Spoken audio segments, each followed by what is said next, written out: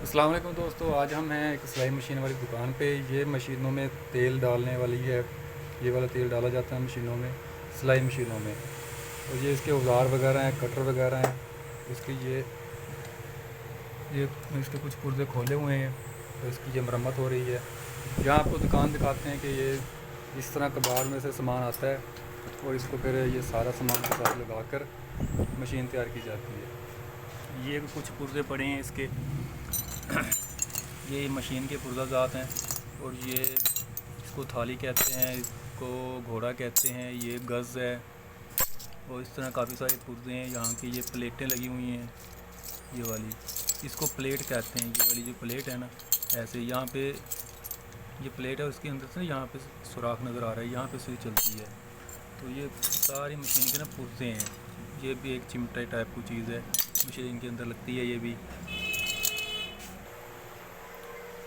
और इसी तरीके से ये एक मशीन पड़ी है जो कि बनी हुई है, ये मरम्मत हो चुकी है इसकी। यहाँ पे ये सुई वगैरह इसमें लगे हुए हैं। इसका निचले वाला हिस्सा भी आपको दिखा देते हैं। ये इसमें इसके पुर्जा जाते हैं। और इसको तेल देने का जो बेहतरीन तरीका है वो भी मैं आपको बताता हूँ कि यहाँ पे तेल डालते हैं इन सुराखों में। ये यहाँ पे जो सुराख बने हुए हैं, इन जगहों पे ये जोड़ हैं, यहाँ पे तेल डाला जाता है।